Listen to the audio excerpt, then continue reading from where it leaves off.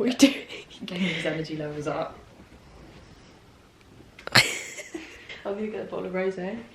You act like I'm not drinking that. What? I'm not drinking it. Should we finish this and then I'll get the bottle of rosé?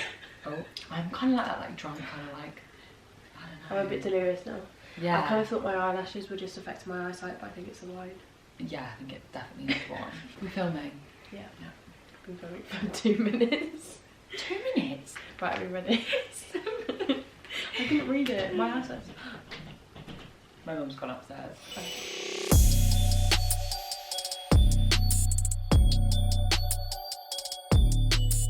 Hey guys, and welcome back to my channel. We're having to be a bit quieter in this video. No, don't worry about it. I mean, it's 20 to 1 in the morning. We're 2 bottles of wine down. But we're filming for you guys because you need our advice, apparently. You need our worldly advice. We're here to wise help. advice. So, if you have come from Georgie's video, you would have known that we have basically just answered like some of your questions. We've tried to help you with some advice that you may need. Yeah, literally just been sitting here drinking some wine, having some girly chat. It's been quite fun, really. It has been fun. We haven't moved from the sofa in a while though. I think we've been sat here for literally 5 hours. Like literally, like I haven't moved. We've still got to watch Love Island. I know. So if you haven't already seen George's video, of course I will leave it linked down below in the description, so make sure you go and check that out and subscribe while you're there if you're not already, which you probably are. But let's just get into the first question, otherwise we're literally going to be here all night. Okay, I've eaten so many of them, I feel a bit sick. Oh yeah, we have snacks. We have so many snacks. Magic stars are already well and truly tempting to. Yeah. These chiplets, let us know below if you're a fan of these, because these are all jammed at the moment. Best. I love these. And then this, which we haven't even opened. Our eyes are bigger than our stomachs, I think. Good idea. Okay, let's start off with quite an easy one. How did you two meet? How did we meet? That's cute, isn't it? Well, I slid into your DMs. Yes. I want to find it. Should I? Yeah. Find it now. Oh, let's find our awkward conversation when we didn't know each other. Did you message me on Instagram? Definitely Insta, wasn't it? Oh god, I'm dying. It's gonna definitely. I'm gonna send you a few messages before you reply. I'm not gonna lie, I didn't know who you were. Well, there we go, ladies and gents. I used to watch Emily's videos all the time, like honest to God. I'm shocked at that though. All the time, just all the time. Because you did those Pretty Little Thing videos and they were so good the way you edited them with the thing and you tried it on, like to see what it looked like. Dang. And I was like, this is a great video. That is so funny. Just a fan. You were gonna die. Oh my god. Okay, oh my god. so So by the way, we haven't said how we met. I slid into your DMs, right? yeah. And then we met at an event. So these are the DMs leading up to this event. These are all from Georgia. 3 messages before I replied, can we just say? That's what I was going to say. I bet you I sent you multiple messages before you replied. You said, "Hi Del, hope you're well. Sorry if this comes across a little invasive. Invasive? Wow, George, big word. / nosy, but I thought you might be the perfect gal to ask." Aww. Okay, so Georgia basically asked me a question about some email that we got together. Yeah. And then she said, "Love your videos, hun. We should try and collab one day. I'm always in London if you ever want to grab a coffee or something." Cute. Look at me being a little church. I replied 2 hours later. 2 hours? God, playing it hard to get. Yeah, 100%. I can't be too keen. I said, "Hey babes, no, don't be silly." I now don't reply for like 2 days, by the way, just, you know.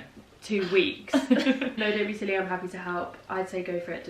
Basically just spoke about this email. Cute. And then I said, "Oh my god, yes, let's do it. I live in East but work in West, so if you're ever around then please message me, we'd love to meet up." Okay, so then what happened? The next day you said thanks for your help.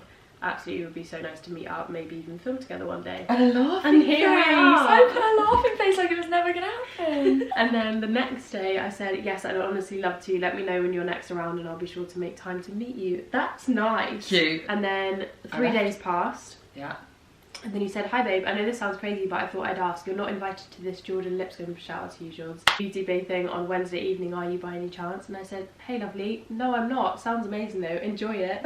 2 days later. God. Sorry for my shit replies. I need that printed on a bloody t-shirt. "I've just spoken to the girl at Beauty Bay and asked if I could bring someone, suggested you. I probably sound crazy as we'd never met. I know you work in the week, but would be fab if you could make it. I don't think I can go alone." Oh, cute. Oh, you sent me a photo. What was that of? Maybe the invite. I said, "Oh my god, not crazy at all. I'd love to come. I'm definitely free Wednesday evening. Da, da, da, da, da. It starts at 7:30, so you should be alright. Josephine Bar in Waterloo. I'm leaving, don't stress." Then I got an Uber. It was meant to take me 10 minutes and this Uber journey took me like 55 minutes. I remember because I've got a vlog footage, but I didn't, it was all out of focus because I vlogged that night and we met up before the event. So we met up at Oaxaca, which was in Waterloo, and the man thought I was being stood up. The man thought work. Man, the work to the restaurant felt so sorry for me. He kept bringing me more guac and chips because I was like, oh, she's coming in a minute. I feel like though when we met, we just knew, I don't know about you, but I was like, yeah, she's like, we're gonna get on. So as much as I say like, oh, I didn't know who Georgia was, I genuinely, I hadn't seen your videos before, but but this is what I love about this platform, because she messaged me straight away. I went straight on YouTube, watched a couple of videos, and I was like, this is my type of girl. I met you, I was like, oh my god, exactly the same, we're gonna get on. Yeah. Like everything about our lives is the same. Yeah. That's what I love about this. Like I love meeting people that you just get on with and you know that before you meet them. Yeah. So that's how we met. That's how I met everyone. Georgia messaged me and we went to an event together. God, I'm like, you're one of the very few people I've ever messaged. I know. I never message people. Never. Okay, someone says, I had a best friend who completely cut me off for her boyfriend when I desperately needed her support with my mental health. Any advice on how to cope alone? It's so hard because I feel like every relationship starts out like when you get in a new relationship, you definitely accidentally cut people out of your 100%, life. you throw everything into it. I think whether you want to admit it or not, it's just kind of inevitable. Yeah. And it doesn't necessarily make you a bad person. No. You're like so infatuated with that other person that you're kind of like blindsided to just everything happens, else. like it literally just happens. Thinking back to when I was first in a relationship, if my friend needed you. But the only thing I am going to say, just to play devil's advocate, is has that person made it 100% obvious that they need that other person? Because sometimes I think as women we have a tendency to be like, I really needed you, but like, do we actually vocalise that? So has she said to her friend, you know, like in black and white, look, I know you're preoccupied, I know you're but I actually need a support system at the minute. So I think firstly make it really apparent that that's what you want, and then if they're still yet to respond because they're with their partner or whatever, do you necessarily want that person in your life then anyway? Because if they can't be there for you through the hard times, whether you're in a relationship or not, then that's only going to be more of a struggle as you get older. Yeah, for sure. And you face more challenges in your life. Yeah, it's hard. You know how earlier you said your wrist was funny? Oh my god, it's yours. It feels like it's like about to fall off. I felt like it was so weak. Why does mine feel like that? I don't know. Something in the water. Okay, but then any advice on coping alone? Speak to others. Like, in all honesty, if you are feeling like you're struggling that much, speak to a therapist. I agree. Family member, someone at your school. Seek some help from another friend. Yeah. I think it's really great having one person that you can talk to about your problems, but then I also think it at the same time can be a little bit dangerous when you put all of your focus onto one person, because then when that relationship maybe crumbles or cracks, you're left feeling really, really like concerned about what you're going to do. Yeah. And so also on the flip side, when you do invest all of that into that one person may feel the pressure. Yeah. So then they might want to escape from it. So yeah, you definitely have to like try and balance it as much as you can for your sake and their sake. Yeah. When have you ever said to a friend like, I feel like you've done like in real black and white terms? I haven't. I'm trying to more. Yeah, because I think it's healthy actually. Yeah. By the way. By the way, I can't stand you and I want to leave your house.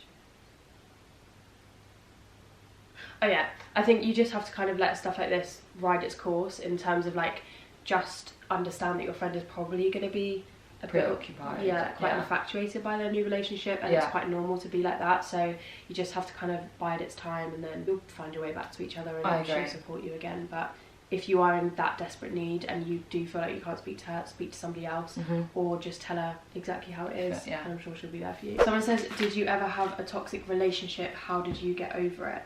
So I've never had a toxic relationship in terms of like me and a guy, but I've definitely had toxic friendships. And in all honesty, I'm definitely a person that took a long time to realise that they were toxic. Yeah, I think it's the same for relationships. Yeah, and I stayed in it a lot longer than I should have, just because I care way too much about other people, and I always put other people before myself, and it's not healthy sometimes. But for me, getting over it was having another support system. So like, it took other people to make me look at that situation like from an outsider's perspective, and then finally I saw what was kind of happening to me as a person and how detrimental it was to my mental health and draining and awful. And now like I look back at the person that was friends with that person, I think, what were you doing?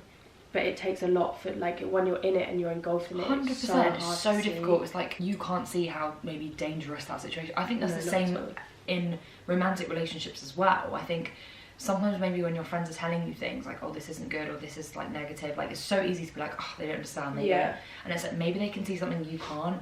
Like, love is blind. And same in 100%. I would say that applies to both relationships, you know, friendships and romantic, because you might be so like content in a situation that you don't see how maybe draining a situation is, and you kind of need people on the external side of it to say to you like, this isn't healthy. And I would listen. I wouldn't immediately disregard that. I think when people are trying to tell you something, it's not always because they're trying to be bitter or vindictive.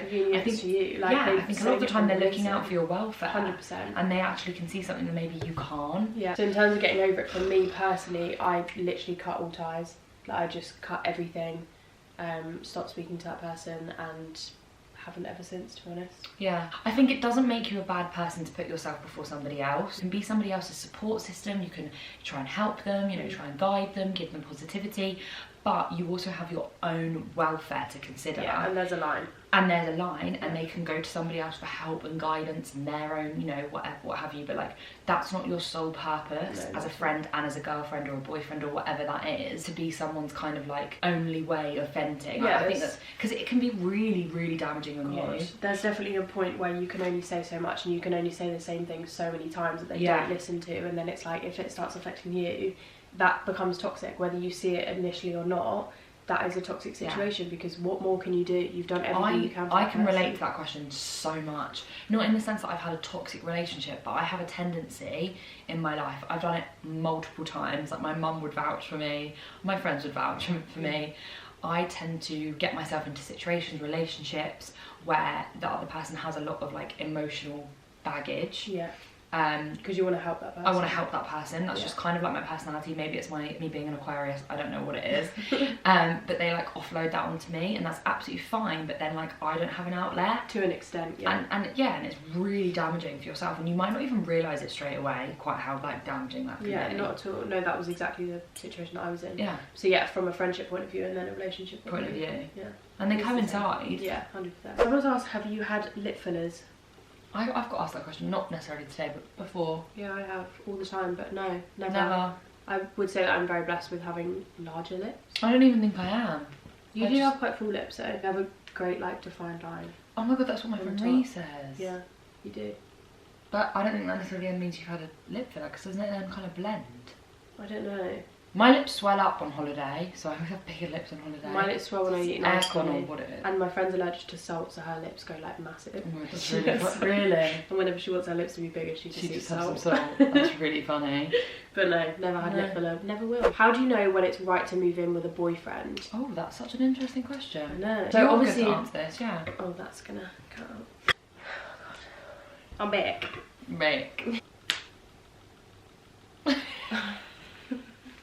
By the way, you can talk. Like, you know how I'm talking? Or am I whispering? You can talk. Don't be loud.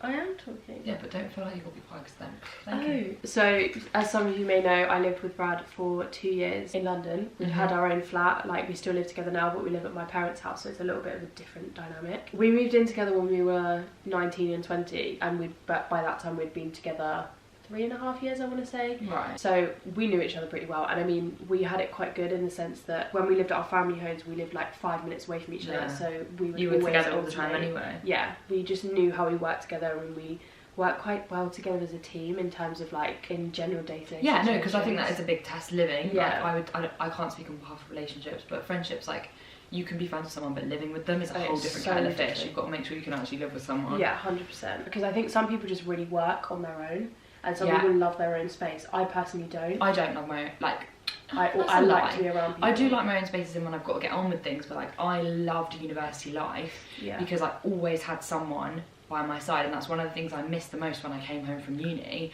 was like, I had my closest friends with me all the time. Like, 2 AM, do you want to go get like a Fanta from McDonald's? Not even like do you just want to get in the car and go for a drive, or do you want to sit and watch movies till like literally 9 in the morning? Like, there was always someone around. So when I came home from uni, I did struggle with that because I always had a friend, and I've gone back to being not necessarily lonely, but much more on my own. In terms of moving in with your boyfriend, I think if anything, you never really know if it's the right time. Like, you'll find that out when you live with them. But it has to feel right. Like, if, as I say, me and Brad have been together 3.5 years, we knew that we were in quite a stable relationship, and to us it felt right. We did it and it worked. and therefore we know that we can live together in our own place again in the future. And like I say, we live together now, but just in a different environment. Yeah, you just have to risk it almost and just see. Yeah. And you can always change it if it doesn't work. Like, if it doesn't work at that time, it doesn't mean that it's not going to work in the future. That's so true. You can change it for that short amount of time and then try it again. Yeah. It's not the end of the world. It doesn't mean that your relationship suddenly doesn't work. No, not at all. Just maybe wasn't the right timing, or maybe like both what you're doing job-wise, or whatever it is. Yeah. How to stop getting jealous in a relationship / have more trust. I think this is quite interesting because I think that jealousy in a relationship is something that everybody goes through, and it's very, very normal. But my opinion on it is, because I definitely struggle with this. So ironic. Why? Because I would say I'm I would say I'm gonna just talk from my relationship, right? Because that's the only way I can talk from. I'm no longer in one, yeah, so I can only talk from when I was in one. And I was so trusting, so unjealous that I was probably too far the opposite end of the spectrum. Knowing that him speaking to that girl over there that he may have just met in a bar, or a girl that may have just bumped into him, like, Brad gets attention. Yeah. Obviously it sparks up jealousy because I love him and he's not a rude person as well. Like, no, of course, he's not the sort of person to be like, yeah, I don't expect him to turn around and like walk the other way. But I also know Brad talking to that girl doesn't mean they're suddenly going to jump into bed with each other. So therefore I'm not angry about it. Do you know what I mean? Like, I'm there's not going to elevate it anymore than that. There's a bit of like healthy jealousy. Yeah, and it's almost like made a joke. It's like, oh. Yeah, and it shows you still like care to a degree. You just have to have that like fun in there. Or if you do actually genuinely care and you do have worries, talk about it. Your boyfriend getting attention from other girls, or him talking to somebody else, or him having some light-hearted banter with another girl doesn't mean that like they're going to get married and he's going to have her kids. Like, you have to remember that, and remember that at the end of the day he's coming home with you. I think it also depends on your personality as well, like before you get into the relationship. Like, I've always been just like one of those people, like, I'm not saying that people that get jealous are not like this, but this is just personal experience. I can only speak from my experience. I was always so secure in myself and the relationship that I almost was just, and I had all these people telling me all the time, oh, he's so obsessed with you. I had people telling me all the time, he's so infatuated with you, he loves you so much, that I was just like, oh, la da da. And I was the one that was at uni and he was the one that was at home. Yeah. So if anyone was going to really get jealous in those circumstances, I was the one that was going out 3 times a week. I was never in the position really of the one to kind of like get jealous, because those circumstances weren't there for me. Like, it was tilted, so it was always going to be the other way around. Yeah, I think there's a level of respect as well. And I think it depends what you're getting supposedly jealous about. Over. Because obviously there are things that, you probably rightfully so, you could be jealous 100%. On, and you could have conversations about, but so long as that person respects you, it's only ever going to be like light-hearted. I'm a very forward person, which therefore Brad doesn't get jealous over it, because he knows that my intentions are good, and that's just me as a person. He knew that when we were in a relationship. And 6 years down the line, we're not doing that bad. Do you know what I mean? Yeah, it depends what your personality's like, and definitely don't take it to heart if that is just him as a person, and don't get jealous over it in the sense that and if you feel, that's exactly it. The main point is, if you feel secure in the relationship and you trust the other person 100%, there's a bit of banter and there's a bit of like healthy jealousy and a bit of like, oh, who are you talking to, you know? Oh, like, and that shows you care and that you're into them. And then there's this like a level that's different, where it's getting more toxic, and it's only damaging yourself as well when you're in that situation. I think that if it's a situation like that, generalised kind of, oh, there's a girl at work that he may be speaking to, or he speaks about quite a lot, that you seem a bit jealous of, get to know her. Like, I've had that situation so many times where I'm like, I don't necessarily think I trust these people, or I don't really know them, so therefore they don't have any loyalties with me. Get to know them, because then they have loyalties with you, and they know you as a person, and you'll know them more on a deeper level, rather than just this, because you could be completely misjudging the situation, because you don't know that person, you're making it all up in your head, and it's so easy to do that. So get to know people. If it is about a certain person, remember that it doesn't mean that they're suddenly going to get married and have babies. No. And just remember how much trust you do have in that relationship, and why you're in it in the first place. Wow, smashed it. Relationship 101. What is your main sources of income? I think we're pretty much the same on that. Yeah, so I don't know about you, but I have people in like the real world, people outside of YouTube ask me this, outside of like social media, ask me this a lot. Yeah, my friends. Older people or friends. How to make money? Yeah, and it's not one avenue, and I think you shouldn't have it as one avenue if you are on social media. That's my one piece of advice. If you're in it or thinking of doing it, not that I'm an expert, but like, have a multifaceted kind of way of making money. As much as we may say this, and don't get us wrong, like, it doesn't mean that we just do this for the money. It's just, this is an aspect of it now. Yeah, being self-employed in anything, you have to guarantee yourself an income to be able to live every month. That's how it is, and being self-employed is a risk. So you have to almost give yourself multiple options. Yeah. So you can fall back in on case something. one doesn't do so well in the month, or So I'd say that our main revenues are AdSense, which is money from the adverts that you guys are running right now. In the videos. Sponsorships, which is my main source of income, which is the answer to the question. Commission. I would say at the minute a shop style or reward style, whatever kind of affiliate network you want to work with. That is basically when you guys choose to click the link in the description box for something that we've for an item and then go and purchase it. We will make a small percentage of that. This jumper, if you want to go and buy this jumper, Emily's going to make a percentage of that kind of link down below. Yeah, of that item. But you have to remember, it is a very small percentage. I do think there's an idea that influencers are making like a high percentage on each item. Oh yeah, no, it's really not. It's like what is it if you added it up? I'll probably make like £1 out of this. Yeah, sometimes not even a quiz. Yeah, but related to a normal day-to-day job, Brad, who is my partner, works in IT sales, so his job is commission based. So anything that he sells, from him taking a product and speaking to someone about it, he sells it, he gets commission. Yeah, I'll speak about this product, I'll sell it, I get commission. It's the same. Like, it's just our jobs work the same as any other job out there, but just a little bit differently, and we just have to explain it a little bit more. But I don't have an issue with that. If you guys want to understand it more, then that's 100%. Oh god, I'm so open about talking about it. My personal opinion and watching people personally, I've always like appreciated some people's content so much, because as I say, YouTube has always been an escape for me. And if I'm ever feeling a bit down, and people's videos help me like to no extent. You just have 15 minutes where you're not thinking about anything other than what that person is showing you on screen, and I always am like, how can I support this person? And if that is the tiny way, or watching the ads, like if that's the way I can support them and help them to carry on creating this content, do it, because it's like free content on a free platform. When you think about it, there are a lot of people out there that work so timelessly on stuff, that are doing IGTVs, they're doing Instagram photos, I don't they're think doing. People have any idea as to how much goes into it, like at all. But maybe that's our fault. Maybe we need to show a bit more of what actually that would be a really cool video, I think. Like a proper like what you do in a day, but like actually what you do in a day, like with filming and editing and I might do actually. Yeah. So what is it? AdSense, commissionable links, sponsorship deals. What else is there? A lot of people go on to set up their own businesses off the back of their platforms, which is another really great way of monetizing things and putting products out there that you know your followers will love. Every now and again, maybe you get a discount code for a brand. Oh yeah. And that's there's commission on that. So like if people choose to use your code, you'll maybe make commission off those sales, and it's a way for the websites or the brands to track your engagement with them. Some codes are literally just for you guys. Like if we they're not always. That's another point as well, and that's not the problem, but it can sometimes be a little bit confusing. Some codes are we will make commission, and some are literally just brands have said, oh, if your followers want to get X amount off, or what would make you uncomfortable on a date / have you ever been in that kind of situation? My personality traits that make me feel uncomfortable are arrogancy.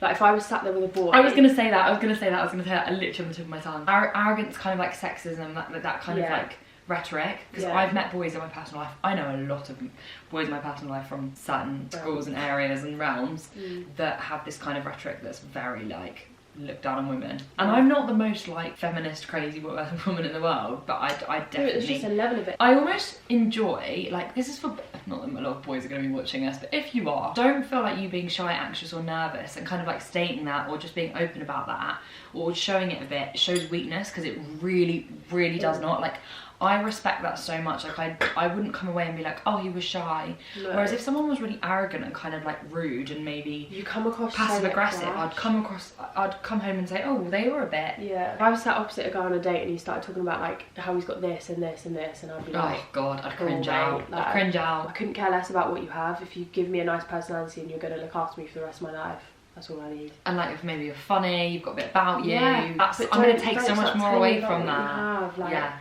I think jumping to their defence is a lot of men think that that's like impressive. Yeah. And I think they think they're impressing because I think it is between boys. Yes. Like between each other, they're like, oh my god, Timmy's got a massive car. Yeah, and Roger's got a massive, you know, not a massive, you know what I mean. Massive what? Exhaust. It's even like being on a night out and some 24-year-old has done well for himself at a young age, and he's pumped all his money into his little Ferrari, and he now drives it up and down the strip and revs the engine. Night.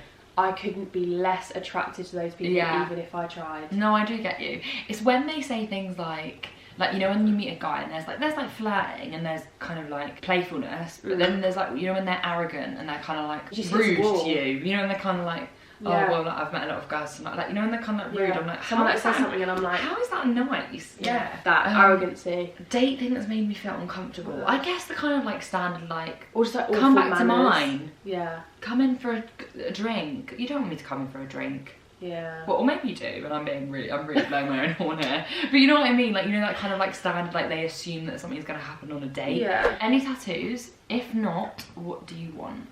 I don't have any tattoos. Do you want some? No, I don't have any. Do I want any? Oh my god, I'm the sort of person, like, I've wanted loads for ages. Like little ones. You get my name here. In that like kind of font, you know. Yeah, like I've wanted loads for ages, and then I know me, like I'd literally have it for 4 weeks and I'd be like, oh. Yeah. So that's why I've never done it, because I'm that kind of person. I'm that kind of person, I've got 2. So I have one on my back that's like at the top of my back, and then I have one under my right boob and on my rib cage, which by the way is the worst place to get tattooed. This, after I got Were they both done by the same person? No. Right. One on my rib cage took 2.5 hours, I want to say. Most excruciating pain I've ever been in. And the girl that was after me was getting a massive feather on the side. First tattoo. I was like, honey, you're never going to want a tattoo like again. That, ever. But I was definitely like 18 and was like, let's get tattoos. Were your parents really like chilled about it, or? As chilled as you can be when you can't say no to an 18-year-old anymore. Because I think my mum, like, because she's old school, I guess. I don't know. She'd throw me out. Really? Yeah. But I wouldn't mind like just a little, just as an experience to say I've got one. Actually, that's a lie, because my mum wants me and her to get matching tattoos for her 50th. Right. But we want like a little heart. Cute. Like a cute little really thing cute. together. Yeah. So you would get another one then? I would for her. Yeah. But I mean, my pieces are, they're not big, but they're not small. Like, they're not little discreet things. Yeah. And when I got it done, I was like, it's on my back, I can't even see it. But you see it more often than you thought you would. Yeah. Yeah. Not that I regret them, because no, but they're just they're there forever. Yeah, I'm just a bit like, well, that's annoying. There's literally black ink on my skin for the rest of my life. What is your type of guy? The way they look and personality? Anyone with a pulse? Anyone that shows interest. I was just about to say anyone that shows anyone that breathes, anyone that shows interest in me. Stop, because you're setting yourself up for failure. Anyone. She's got my number, she'll put it here.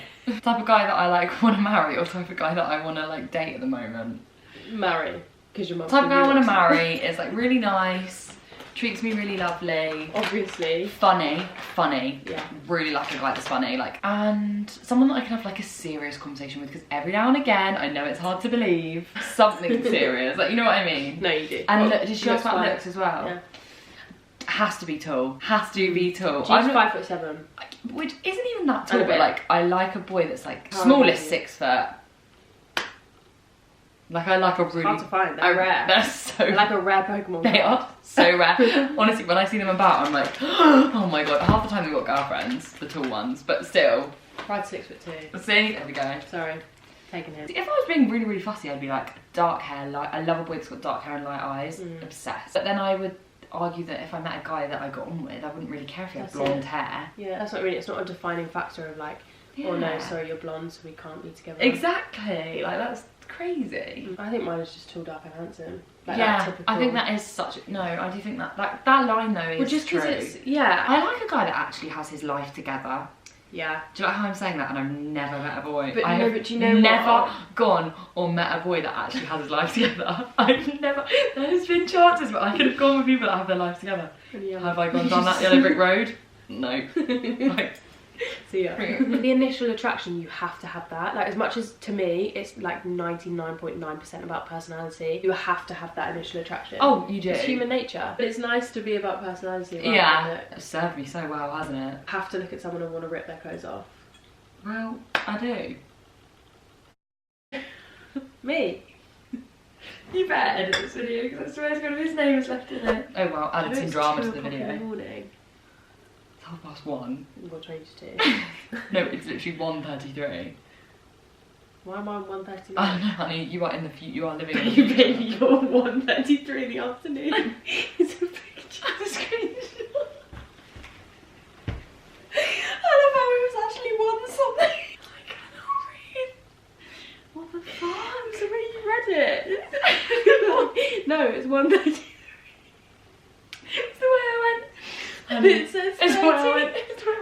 Honey, you are living in the future. Wait, I'm living back in the past. I'm living like. There are floods. There are floods. It's coming out everywhere. It's coming